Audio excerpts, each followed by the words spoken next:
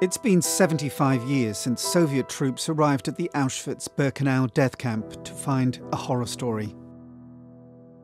They found piles of bodies, the rubble of gas chambers, and thousands of emaciated prisoners who had survived what we now know as the Holocaust.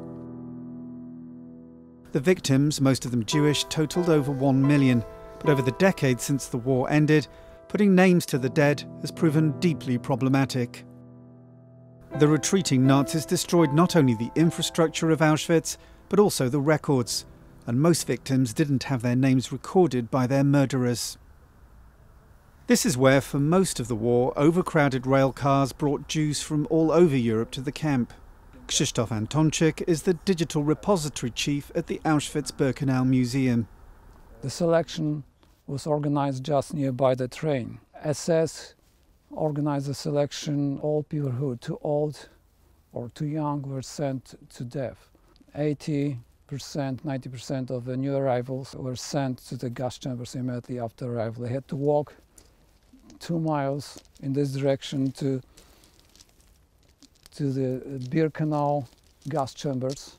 All those people who were here selected for death were not registered, so that's a problem for us now to collect the names of those people, because they just died without any registration, without any signs, without any traces.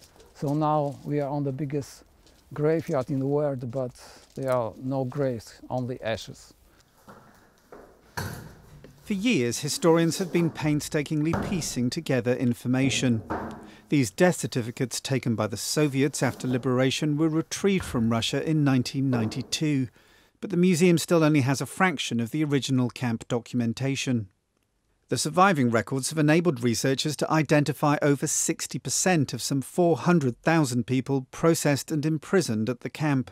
Copies of transport lists are being used to try to identify over 900,000 victims who were never registered at all. Mówimy tutaj oczywiście o tych transportach, czy to z Terezina, czy to z Mechelen w Belgii, czy z Drancy we Francji, czy z Berlina, z Wiednia, z obozu Westerbork w Niderlandach.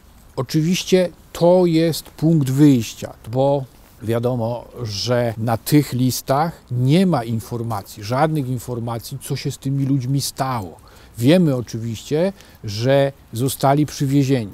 Zostali przywiezieni, ponieważ są na tych listach ich nazwiska wyszczególnione. Ale tu na miejscu już nie odnotowywano, żadnych informacji nie wpisywano o ich dalszym losie. I dlatego ważne jest to, żeby właśnie we współpracy z repozytorium cyfrowym porównać te informacje z tych list z informacjami z innych dokumentów, jakie się zachowały.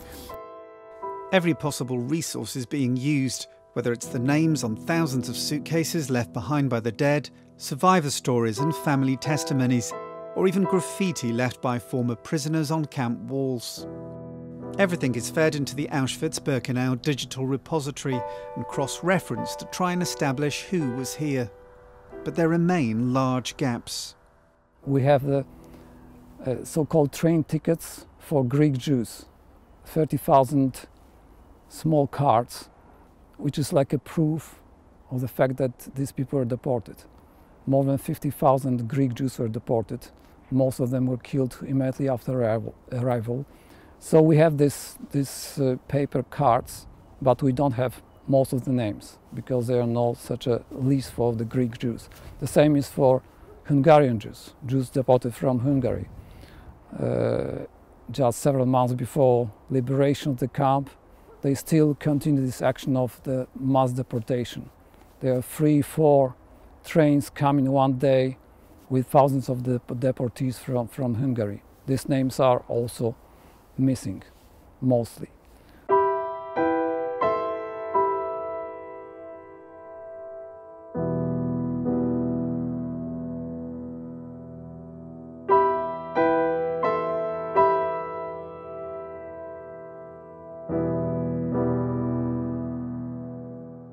Antonczyk says that identifying all the victims of Auschwitz will never be possible, but the work to add more names will not stop. So important for us to reconstruct the identities, to find these names of those people who are deported. And it's not only for history, it's not only for the research, but first of all it's for commemoration, for the families, for the future, for all of us. To have these names as a kind of the monument for all of us.